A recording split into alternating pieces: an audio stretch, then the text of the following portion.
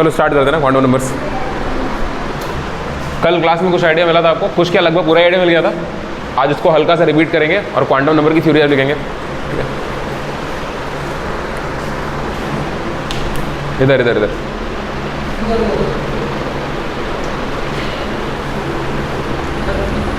दे रहे हैं।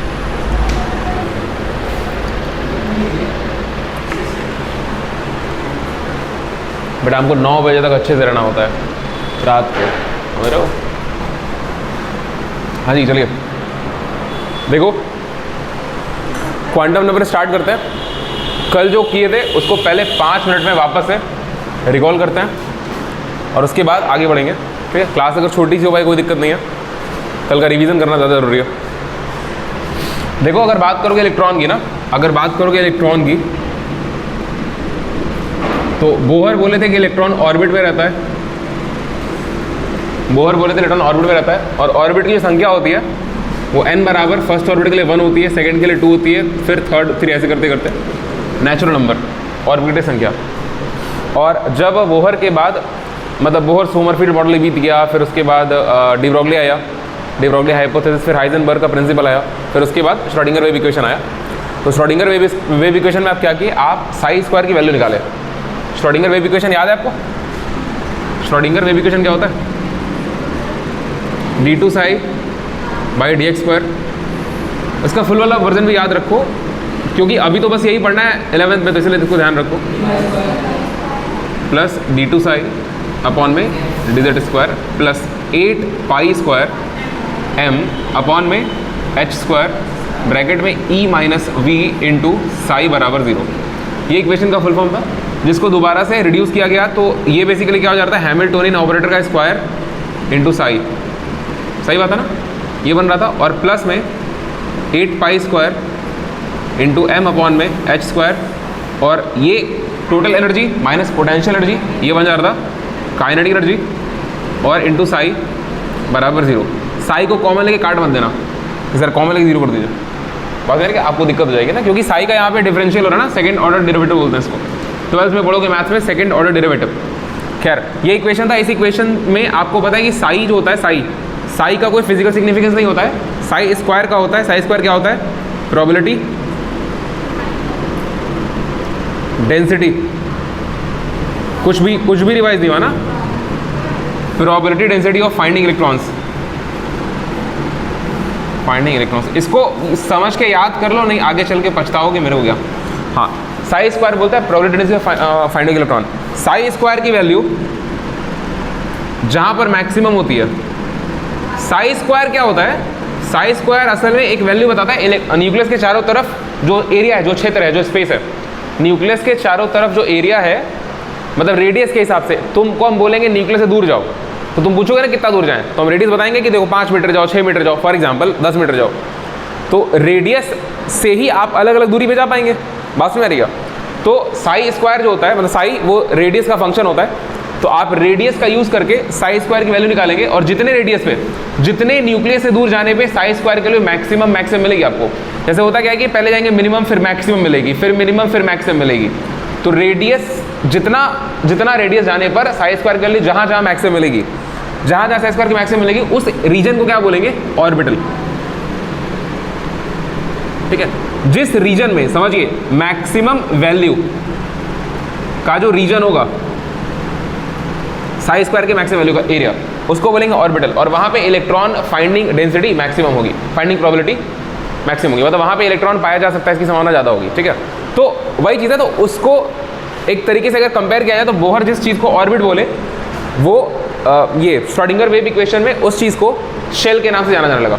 बात समझ क्या? तो आप हम देखो ऑर्बिट और शेल में बहुत अंतर है, लेकिन फिर भी आप एन को डिफाइन करने के लिए फर्स्ट शेल, मतलब पहले इलेक्ट्रॉन यहाँ ज़्यादा मिलेगा, फिर दूर जाएंगे, फिर मतलब इलेक्ट्रॉन नहीं मिलेगा, फिर कुछ दूर के आगे फिर से इलेक्ट्रॉन मिलने की संभावना बहुत अधिक होगी, फिर कुछ दूर तक इलेक्ट्रॉन नहीं मिलेगा, फिर कुछ दूर तक संभावना बहुत अधिक होगी। अभी ऑर्बिटल का शेप पढ़ेंगे तो और भी क्लियर हो जाएगा। तो इस ऑर्बिट को आप क्या बोल सकते हैं? शेल बोल सकते हैं। बात समझ क्या? देखो ये ऑर्बिटल है, ऑर्बिटल और शेल दोनों अलग चीज़ें हैं, आपको पता ना। ऑर्बिटल जमीन आसमान का फर्क है। ऑर्बिट को आप शेल के जैसा मान सकते हैं। शेल के अंदर फिर क्या आएगा? सब शेल आएगा। अरे यार ये आज भी होगा क्या?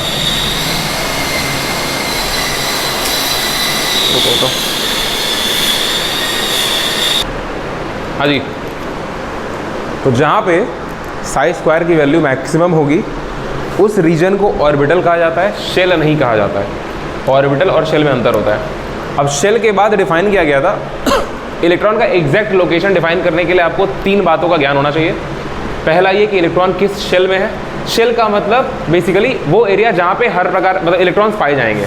एग्जैक्ट वो एरिया, हम ये नहीं बोल रहे हैं, समझो, हम ये नहीं बोल रहे हैं कि वो एरिया जहाँ पे इलेक्ट्रॉन के पाने की डेंसिटी मैक्सिमम होगी। देखो, एक तो हो गया कि इलेक्ट्रॉन ज़्यादातर कहाँ पाए जाएंगे, संभावना ज़्यादा कहाँ पे, और एक हो गया कि इलेक्ट्रॉन कहाँ पाए जाएंगे, भले कम संभावना हो लेकिन इलेक्ट्रॉन कहाँ पाए जा सकते हैं। क्योंकि एक रीजन तो ऐसा भी होगा ना जहाँ पे इलेक्ट्रॉन पाए ही नहीं जाते होंगे, तो आप वहाँ कभी भी खोजने नहीं जाएंगे। बस मेरे क्या, तो इलेक्ट्रॉन जहाँ से जहाँ तक पाया जा सकता है उस एरिया को शेल बोलते हैं। अब उस एरिया में कहीं ना कहीं मैक्सिमम संभावना होगी, तो जहाँ मैक्सिमम संभावना होती है उसको ऑर्बिटल बोलते हैं। बात समझ में आएगा, इस बात को ध्यान रखो। शेल का मतलब भी वही एरिया होता है जहाँ इलेक्ट्रॉन पाया जा सकता है, लेकिन ऑर्बिटल का मतलब क्या होता है, जहाँ पे मैक्सिमम पॉसिबिलिटी होती है। साई स्क्वायर की वैल्यू जहाँ मैक्सिमम होगी वो ऑर्बिटल होगा या शेल होगा, वो ऑर्बिटल होगा क्योंकि मैक्सिमम पॉसिबिलिटी है। लेकिन साई स्क्वायर की वैल्यू हर जगह पे कुछ ना कुछ आएगी और वो शेल के अंदर ही आएगी। शेल के बाहर साई स्क्वायर की वैल्यू 0 आएगी। अगर आप शेल के बाहर साई स्क्वायर की वैल्यू निकाल रहे हैं तो वहां पर साई स्क्वायर की वैल्यू 0 आएगी। क्यों? क्योंकि शेल के बाहर का मतलब यह है कि वो रीजन की बात आप कर रहे हैं जहां इलेक्ट्रॉन हो ही नहीं सकता, है ना। आप नोड्स की बात कर लीजिए, nodal plane, nodal line, nodal points होते हैं, आप नोड की बात कर लीजिए। तो मतलब नोड छोड़ो, चलो शेल की बात करते हैं। शेल का मतलब वो जहाँ इलेक्ट्रॉन पाया जा सकता है। तो शेल के लिए अगर आप साई स्क्वायर की वैल्यू निकालेंगे तो कुछ ना कुछ आएगी, मैक्सिमम भी आ सकती है, उससे थोड़ा कम, 0 से मैक्सिमम के बीच में कुछ कुछ आएगी। और जहाँ मैक्सिमम आ रही है शेल के अंदर ही कहीं ना कहीं मैक्सिमम आएगी ना, क्योंकि शेल वही एरिया है जहाँ इलेक्ट्रॉन पाया जाएगा। और इलेक्ट्रॉन जहाँ मैक्सिमम पाया जाएगा, संभावना जहाँ देखो, इलेक्ट्रॉन मैक्सिमम नहीं पाया जाएगा, इलेक्ट्रॉन पाने की पॉसिबिलिटी जहाँ मैक्सिमम होगी वो भी एरिया शेल के अंदर ही होगा। बात में आ रही है। तो साई स्क्वायर की वैल्यू जहाँ मैक्सिमम होगी वो एरिया ऑर्बिटल, और जहाँ पे इलेक्ट्रॉन पाया जाएगा वो एरिया शेल। ठीक है। शेल के बाद डिफाइन करना होता है सबशेल। ठीक है, सबशेल, शेल के अंदर सबशेल होते हैं, सबशेल के अंदर ऑर्बिटल्स होते हैं। ठीक है, तो इसको सिंपल तरीके से समझने के लिए वही स्ट्रक्चर बन रहा होता है कि बड़ा शेल हो गया, फिर उसके अंदर एस हो गया, फिर एसपी हो गया, एसपी हो गया। सबशेल कौन कौन से होते हैं? एस होगा, पी होगा, डी होगा और एफ होगा, ये सारे सबशेल होते हैं। सबशेल को डिनोट करने के लिए आपको एक नंबर बताया जाता है, सारे सबशेल को एक नंबर दिया जाता है। एस को 0 नंबर दिया जाता है, पी को 1, डी को 2 और एफ को 3। और इन सारे नंबर को डिनोट करने के लिए एक वैल्यू एल ले लेते हैं ना, एक वेरिएबल एल। एल आपको ये बता रहा था ना कौन सबशेल के बारे में चर्चा हो रही है। सबशेल के बाद फिर आप इसके अंदर आते हैं तो आता है क्या? ऑर्बिटल। ऑर्बिटल्स, हर सबशेल के पास ऑर्बिटल्स होते हैं। देखो, हर शेल के पास सबशेल होगा।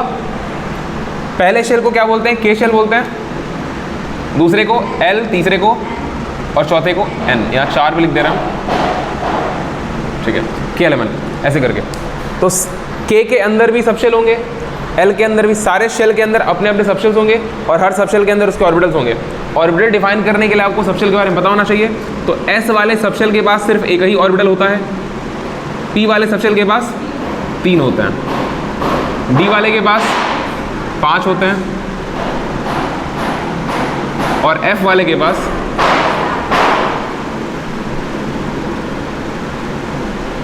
7 होते हैं।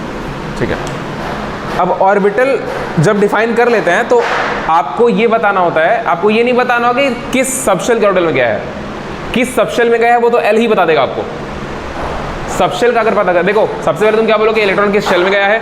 इलेक्ट्रॉन जिस शेल में जाता है, इलेक्ट्रॉन जिस शेल में जाता है, शेल का मतलब क्या था? कॉलोनी, आपकी कॉलोनी, आपका गांव, वो था शेल।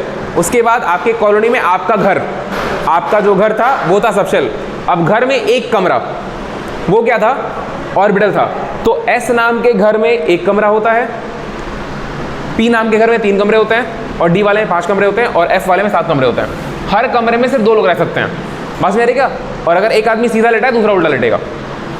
ठीक है, सबशेल में एस पी डी एफ हो गया, एस के पास एक ऑर्बिटल, डी के पास, ये सारे ऑर्बिटल्स हैं। आपको ये बात बताई गई है ना, ये ऑर्बिटल है, ये सब के सब अलग अलग ऑर्बिटल्स हैं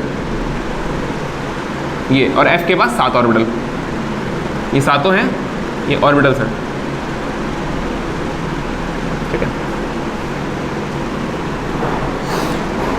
ऑर्बिटल को डिफाइन करने के लिए ऑर्बिटल का नंबर दिया जाता है। अगर सिर्फ एक ऑर्बिटल है उसको 0 नंबर देते हैं, एस के वाले को 0, बीच वाले को 0 दे दो सबके, कोई दिक्कत नहीं है।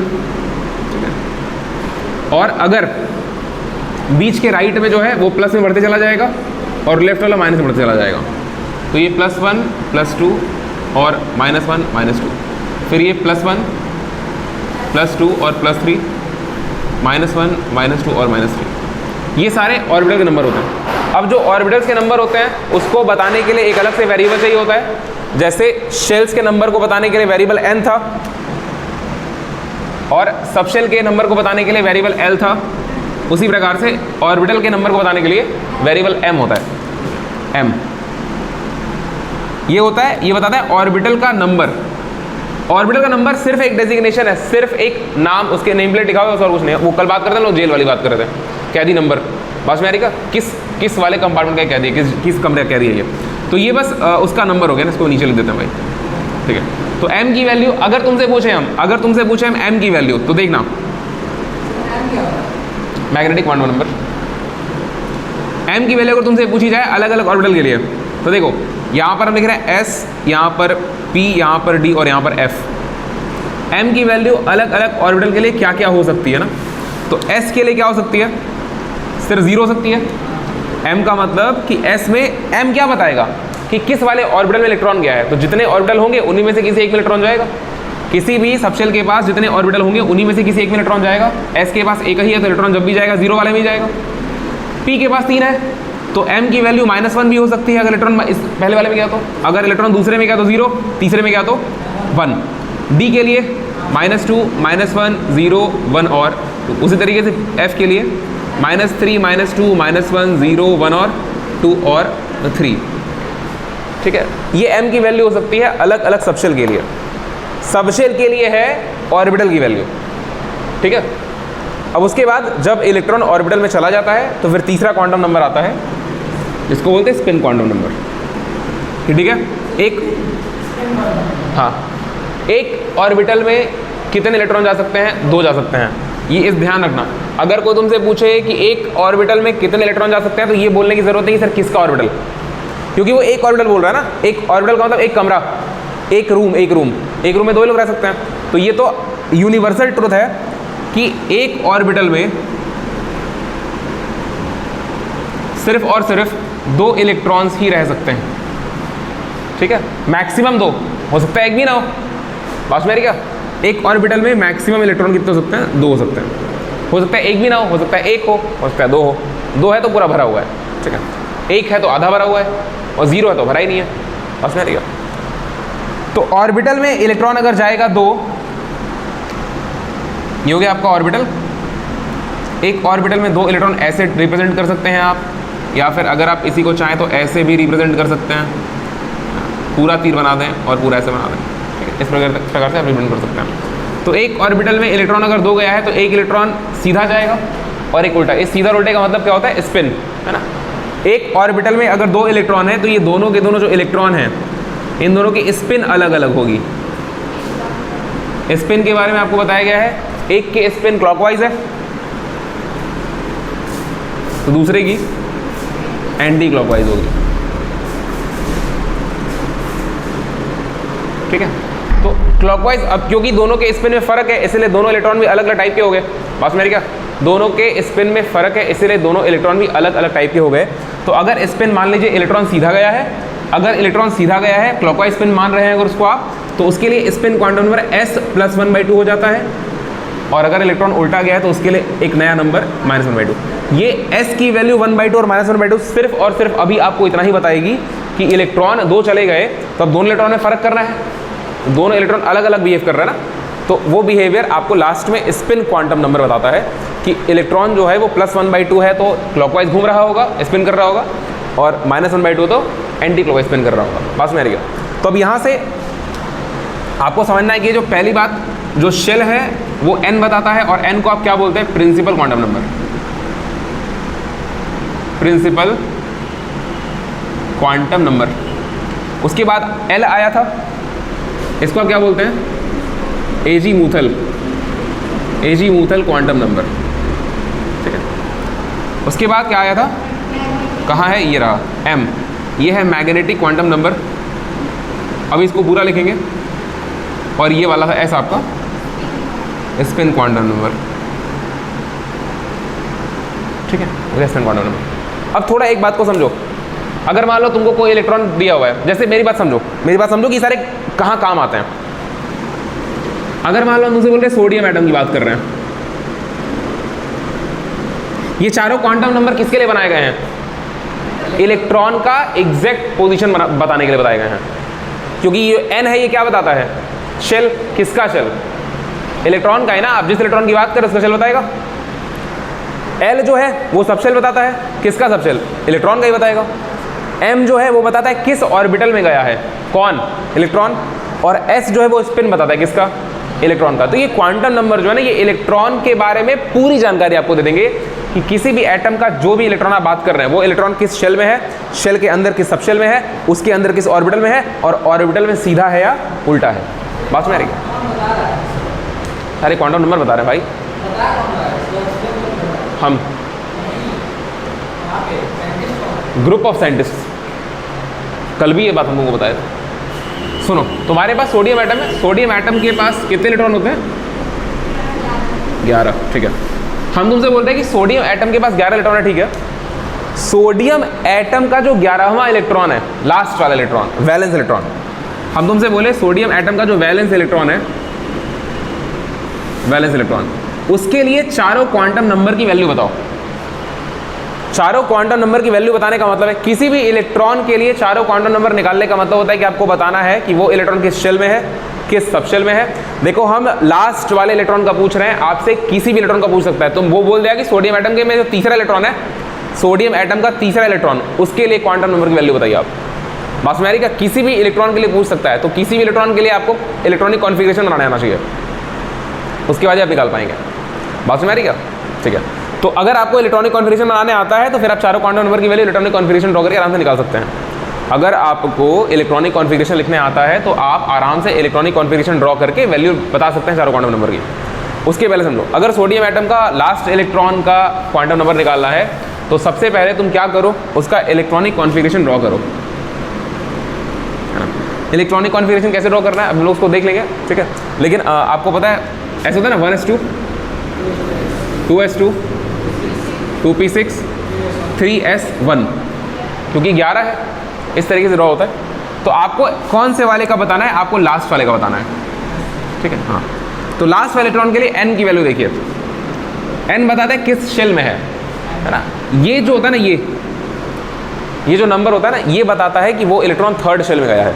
बस मेरी क्या, देखो ये हो गया पहला शेल, पहला यहाँ खत्म, ये k शेल हो गया। आपको पता है ना, पहले शेल में s होता है, s में 2 हो जाते हैं।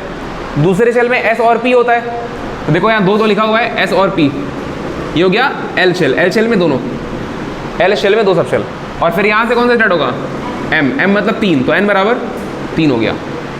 बस मेरे अभी इलेक्ट्रॉनिक कॉन्फ़िगरेशन हम लोग अभी तुरंत सीखेंगे, तो फिर आप ये भी सीख जाएंगे।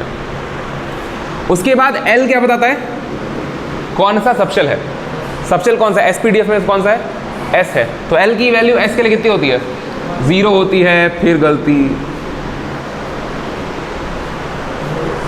है ना, l यहाँ लिखा हो ना 0 होती है s के लिए, ठीक है। अब s वाले ऑर्बिटल का यहाँ पर ना डिब्बा बनाओ जरा। s में कितने इलेक्ट्रॉन गए हैं, एक ही गया, तो वो सीधा ही गया होगा। बात समझ आ रही क्या। अच्छा, उसके पहले m की वैल्यू देख लो s के लिए। s में एक ही ऑर्बिटल होता है और उस ऑर्बिटल का नंबर क्या होता है, 0, यही है ना, एक ऑर्बिटल उसका नंबर 0। बात समझ आ रही क्या। उसके बाद स्पिन क्वांटम नंबर s की वैल्यू, एक ही इलेक्ट्रॉन है, सीधा गया, तो इसलिए +1/2, ठीक है। देखो, एक स्टेटमेंट कहा जाता है कि किसी भी एक एटम में आप दो अलग अलग, एक एटम के किसी भी 2 इलेक्ट्रॉन का क्वांटम नंबर निकालिए। किसी एक एटम में किसी भी 2 इलेक्ट्रॉन का क्वांटम नंबर निकालिए। वो दोनों क्वांटम नंबर, मतलब दोनों इलेक्ट्रॉन का जो क्वांटम नंबर है ना, वो सेम कभी नहीं हो सकता। चारों क्वांटम नंबर सेम नहीं हो सकते। 3 हो सकता है, मैक्सिमम 3, लेकिन चारों सेम नहीं हो सकते। मतलब समझो, 2 इलेक्ट्रॉन जरूरी तो नहीं है कि सेम शेल में हो, थर्ड शेल में है, जरूरी तो नहीं है, ठीक है। अगर मान लो थर्ड शेल में हो भी गए, जैसे कि देखो सेकंड शेल में इलेक्ट्रॉन्स है ना, दो दो, और यहाँ पे शेडो। अगर मान लो दो इलेक्ट्रॉन एक ही शेल में हो गए तो ये तो जरूरी नहीं है ना कि दोनों सेम सब शेल में हो। पास में क्या, अगर मान लो सेम शेल में हो गए तो ये भी जरूरी नहीं कि सब शेल में, जैसे कि एक इलेक्ट्रॉन इसका एस में और इसके पी में भी इलेक्ट्रॉन है, 2s में एक इलेक्ट्रॉन और 2p में तो इलेक्ट्रॉन है ना। अगर मान लो दोनों एक ही सब शेल में भी हो गए, जैसे कि यहाँ पर देखो यहाँ पर एक इलेक्ट्रॉन होगा 2p5 वाला और एक होगा 2p6 वाला। बस मेरी क्या, तो 2p5 वाला का शेल भी 2 है और इसका भी शेल 2 है, दोनों का सब शेल p और p है। बात मेरी क्या, लेकिन दोनों के दोनों जो इलेक्ट्रॉन्स हैं ये जरूरी नहीं कि वो सेम ऑर्बिटल में हो। बात मेरी क्या, जैसे कि इसको देखो, इसको अगर हम बनाते हैं ना, इसको बनाते हैं अगर हम 2p को, यही होता है p, ये पहला इलेक्ट्रॉन, ये दूसरा, ये तीसरा, ये चौथा और ये पांचवा। आप ये पांचवा इलेक्ट्रॉन इसकी बात कर रहे हैं और छठवां यहाँ जाएगा, इसकी बात कर रहे हैं। ये दोनों इलेक्ट्रॉन जो हैं पांचवा और छठवां इलेक्ट्रॉन दोनों के दोनों सेम शेल में है 2 वाले में, दोनों के दोनों सेम सब शेल में भी हैं p वाले में, दोनों के दोनों अलग अलग ऑर्बिटल में हैं। बस मेरी क्या, ऐसा भी हो सकता है कि दोनों के दोनों सेम ऑर्बिटल में भी हों, जैसे कि ये दोनों इलेक्ट्रॉन, तीसरा और छठवां इलेक्ट्रॉन, पहले एक गया, फिर 2 गया, फिर 3 गया, तो ये थर्ड हो गया, फिर 4 5 6, ये 6 हो गया। बस मेरी क्या, देखो हम 2p3 की बात कर रहे हैं और 2p6 की बात कर रहे हैं, मतलब कि सेकेंड शेल के p वाले सब शेल के थर्ड वाले इलेक्ट्रॉन की बात कर रहे हैं और सेकेंड शेल के p वाले सब शेल के छठवें इलेक्ट्रॉन की बात कर रहे हैं। देखो समझो, इसको ड्रॉ करो ज़रा। p में 3 इलेक्ट्रॉन है तो 1 2 3, ये तीसरा इलेक्ट्रॉन हो गया, और फिर 6 ड्रॉ करो। तो तीसरे इलेक्ट्रॉन और छठवें इलेक्ट्रॉन की, इन दोनों इलेक्ट्रॉन की बात करें अगर, तो इन दोनों इलेक्ट्रॉन के लिए n की वैल्यू क्या होगी, 2 होगी। n की वैल्यू 2, समझ लो, शेल की बात कर रहे हैं, n की वैल्यू 2 हो जाएगी।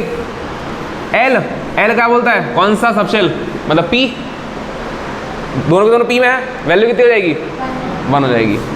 फिर m मतलब कौन सा ऑर्बिटल का नंबर, डिब्बे का नंबर, तो 0 -1 और 1, तो ये 1 हो जाएगा, डिब्बा नंबर 1। लेकिन ये तीनों क्वांटम नंबर सेम है ना दोनों के लिए, लेकिन स्पिन अलग अलग हो जाएगी, क्योंकि एक इलेक्ट्रॉन सीधा गया है और एक उल्टा गया है।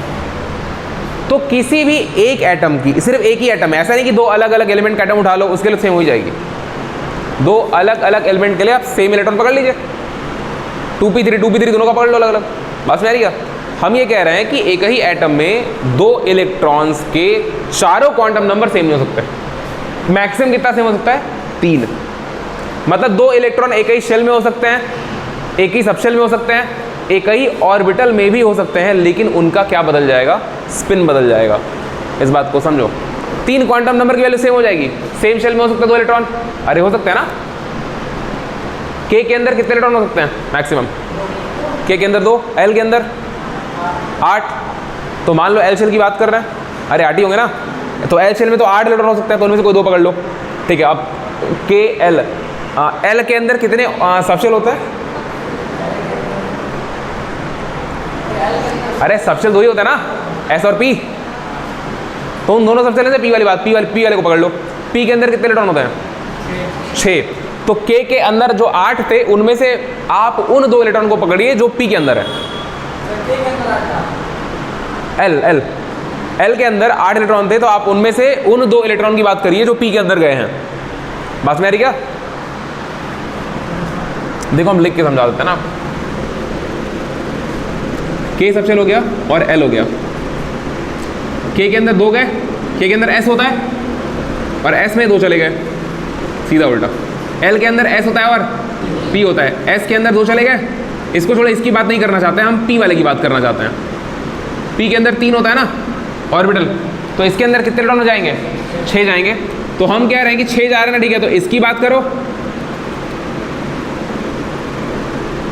और इसकी बात करो। p के अंदर 6 इलेक्ट्रॉन जाते हैं, तो जो ब्लैक से बना है उसकी बात करो, ठीक है, जो ब्लैक से बना है उन दोनों की बात करो। अगर हम जो ब्लैक से बनाए इन दोनों की बात करते हैं, तो पहला ये तो इलेक्ट्रॉन फर्स्ट वाला था जो p के अंदर पहला आया था बोलो, और ये वाला कौन सा था, चौथा है ना, तो ये पहला गया, दूसरा गया, तीसरा गया, फिर चौथा आया, ये 4th इलेक्ट्रॉन है। मतलब कि दोनों के लिए शेल का नंबर सेम है। क्या ये दोनों इलेक्ट्रॉन n बराबर 2 में है? सेम शेल में है ना? क्या ये दोनों इलेक्ट्रॉन l बराबर 1 में है? l बराबर 1 का मतलब कौन सा सबशेल? l बराबर 1 का मतलब कौन सा सबशेल? अरे भाई कौन सा सबशेल? हाँ नहीं, p। l बराबर 1 का मतलब p सबशेल है ना? नहीं 1 हम तो कह रहे हैं l बराबर 1 का मतलब कौन सा सबशेल, तो कह रही है 1। l बराबर 1 का मतलब p हो गया। m, क्या दोनों इलेक्ट्रॉन के लिए m की वैल्यू -1 है? डिब्बे का नंबर -1। अरे ये -1, ये 0, ये 1, तो दोनों के लिए डिब्बा नंबर भी सेम हो गया, परंतु दोनों के लिए स्पिन अलग अलग हो गया, S1 और S2। एक S1 और एक S4 लिख दो। 1 का मतलब फर्स्ट इलेक्ट्रॉन, ये +1/2, और फोर्थ वाला -1/2।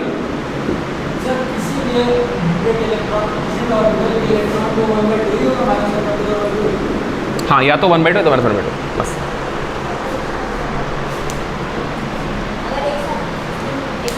क्या अगर सेम स्पिन? नहीं, ये नहीं हो सकता। दोनों अगर सेम स्पिन करेंगे तो समझो, देखो तुमको पता है ना कि इलेक्ट्रॉन के मोशन की वजह से करंट पैदा होती है, ये बात तो पढ़ो ना 10th में। अगर करंट पैदा होती है तो आप magnetic effect of electric current में ये भी पढ़े हैं कि अगर करंट पैदा होगी तो मैग्नेटिज्म भी पैदा होगा। बस मेरी क्या, चलो खैर करंट की बात कर लेते हैं। एक इलेक्ट्रॉन क्लॉकवाइज घूम रहा है, दूसरा एंटी क्लॉकवाइज घूम रहा है, तो दोनों के ऐसे पैदा हुई करंट कैंसिल आउट हो जाएगी, जिसके वजह से एटम न्यूट्रल रहेगा। अगर दोनों की स्पिन एक तरफ हो गई तो करंट जुड़ जाएगी और आपको एटम क्या करेगा? करंट बाहर देगा, डस्ट लेगा। ठीक है, मतलब ये उतना ज़्यादा प्रिसाइज नहीं होता कि हमारी देगा, आप समझिए बात को। इलेक्ट्रॉनिक इफेक्ट, वहाँ पे चार्ज का असर दिखने लगेगा आपको। एक इलेक्ट्रॉन क्लॉकवाइज घूमता है, दूसरा एंटी क्लॉकवाइज इसीलिए घूमता है ताकि बैलेंस रहे। पास में आ रही क्या? वहाँ मैग्नेटिक मोमेंट की वैल्यू निकलती है, 12th में पढ़ोगे, मैग्नेटिक मोमेंट की वैल्यू जो होती है वो कैंसिल आउट हो जाए।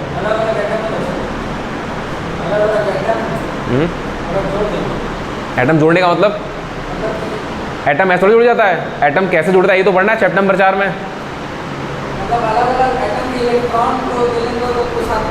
तो इलेक्ट्रॉन, फिर जब तुम एटम के सिर्फ इलेक्ट्रॉन को उठा रहे हो तो वहाँ पे स्पिन कैसे डिफाइन करोगे? इलेक्ट्रॉन जब तक एटम के अंदर तभी स्पिन डिफाइन होगी ना। और अगर एटम जुड़ रहा होता है तो इलेक्ट्रॉन सही तरीके से जुड़ना चाहेंगे तो ही एटम जुड़ेगा। ये तो पढ़ना है केमिकल बॉन्डिंग में। हर ऑर्बिटल एक दूसरे से ओवरलैप नहीं करता है। क्वांटम नंबर समझ में आया? This is quantum number. ठीक है, तो 4 क्वांटम नंबर होते हैं, n, l, m और s। n क्या बताता है? शेल या फिर एनर्जी लेवल। l क्या बताता है? ऑर्बिटल का शेप या साइज, ओरिएंटेशन कैसा है, आपको कल लिखवाया गया था ये बात। l क्वांटम नंबर जो होता है वो सबशेल के बारे में बताता है ना। सबशेल मतलब बेसिकली सबशेल बताता है, सबशेल का शेप बताएगा वो, orientation. s, p, d, f यही बताता है ना कि l का मतलब क्या है कि s वाले में, कि p वाले में, कि d वाले में, कि f वाले में। बात में आ रही क्या? तो s, p, d, f में चारों का शेप अलग अलग होता है, सब स्फेरिकल नहीं होता है, सिर्फ s वाला स्फेरिकल होता है। p वाले का शेप डंबल होता है, इसी तरह डबल डंबल होता है। तो हाँ, चारों का शेप अलग अलग होता है, तो इसीलिए वो शेप बताता है। शेप मतलब क्या? ऑर्बिटल का शेप, मतलब कि इलेक्ट्रॉन जहां पाने की संभावना सबसे अधिक है वो शेप कैसा है स्पेस में। और उसके बाद समझ आ रहा है? तो L क्या बताएगा? ओरिएंटेशन या फिर शेप बताएगा।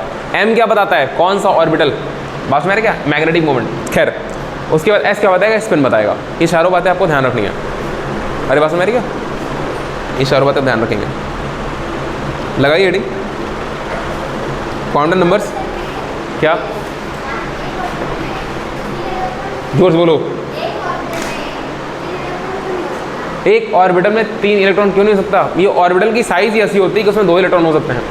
एक ऑर्बिटल में 3 इलेक्ट्रॉन, ऐसा हम मानते हैं कि इलेक्ट्रॉन पेयर में एग्जिस्ट करता है ना, 3 इलेक्ट्रॉन एग्जिस्ट नहीं कर सकते। क्या सिंगल रह सकता है 3 में से? ऑर्बिटल हम लोग उसी को मानते हैं जहाँ पे 2 इलेक्ट्रॉन मैक्सिमम पेयरिंग कर रहे होता है। 3 इलेक्ट्रॉन होंगे तो फिर एक ऑर्बिटल में 3 इलेक्ट्रॉन होने का मतलब हो जाता है ना कि बेसिकली वहाँ पे डिस्टर्ब हो जाएगा, डिस्टर्बेंस क्रिएट हो जाएगा। एक ऑर्बिटल में 3 इलेक्ट्रॉन ऐसा भी नहीं कि जाके आ सकता है, रहेगा 2 ही। 3 क्यों चाहती हो? क्यों यूनिवर्स को क्यों डिस्टर्ब कर रही हो? ऑर्बिटल कंबाइन करेंगे भाई, ऑर्बिटल तो ऑर्बिटल भी 2 हो गया ना, ऑर्बिटल कंबाइन करेंगे। यही तो पढ़ना है केमिकल बॉन्डिंग में, LCAO, linear combination of atomic orbitals, topic है आपका। समझ का? हेडिंग लगाइए क्वांटम नंबर्स और लिखिए 2 लाइन। हाँ तो लिखो, they are they are to specify, to specify, TO वाला टू लिखेंगे आप, they are to specify and display, they are to specify and display the display, हाँ display the complete information, they are to specify and display the complete information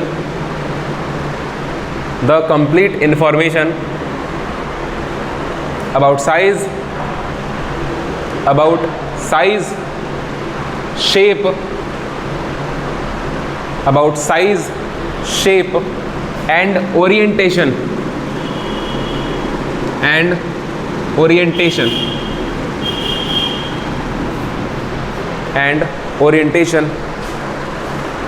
of the orbital। Orientation का मतलब ये होता है ना कि कोई भी चीज़ जहाँ पे है वहाँ किस तरह से पड़ी हुई है।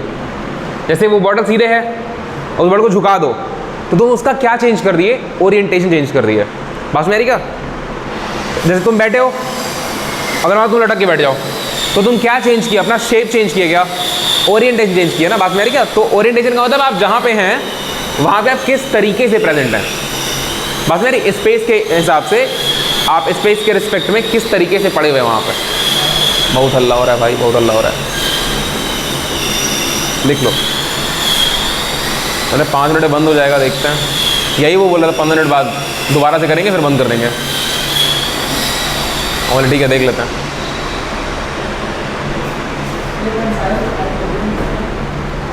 ऑफ द ऑर्बिटल,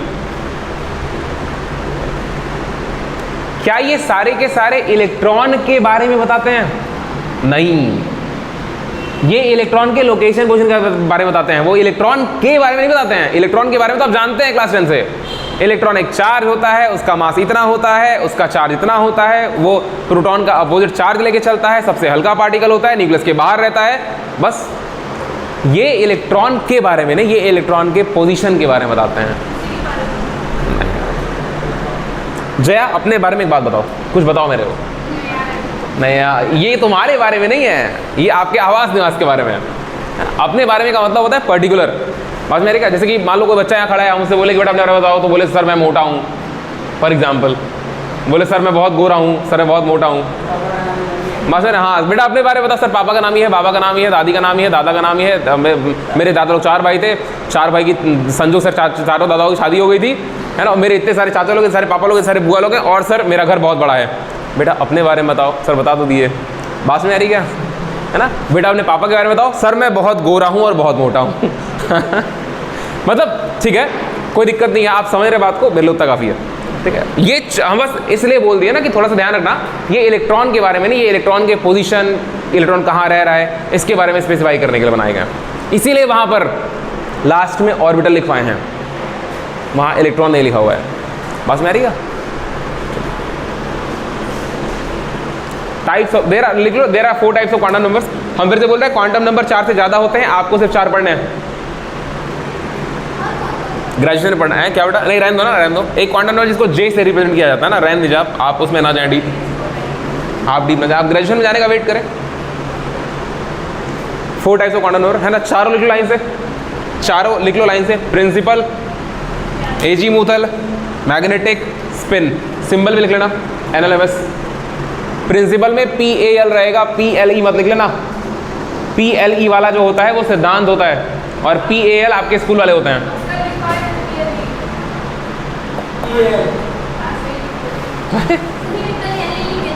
अच्छा कोई बात नहीं, PL लिख लो। ये एक नाउन होता है ना basically, it is not the verb. आपके स्कूल वाले जो प्रिंसिपल होते हैं ना वो नाउन होते हैं। आपके स्कूल के प्रिंसिपल जो होते हैं, नाउन मतलब वो नहीं जो शादी में रहती हैं, ठीक है। आपके स्कूल के प्रिंसिपल नाउन होते हैं, वहाँ पे AL लगा होता है, ठीक है। और बाकी जो प्रिंसिपल होता है सिद्धांत वगैरह, वहाँ पे LE होता है।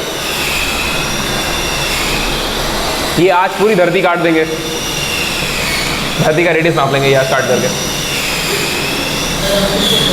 ग्रेविटी चेक कर रहे हैं ना,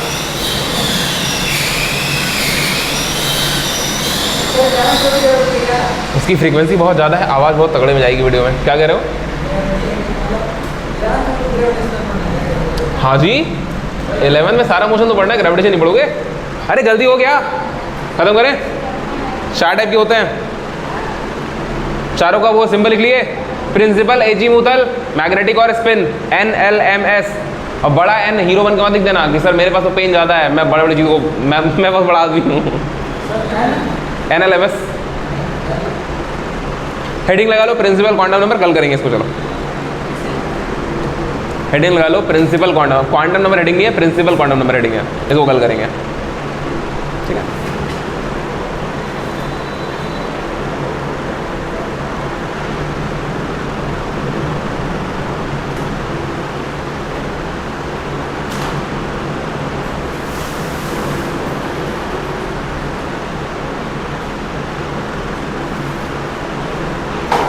हो गया? मतलब ये भी बोलना ठीक रहेगा कि आपने चैप्टर के अंत के करीब है, लेकिन बहुत सारे सुंदर सुंदर टॉपिक्स बाकी हैं।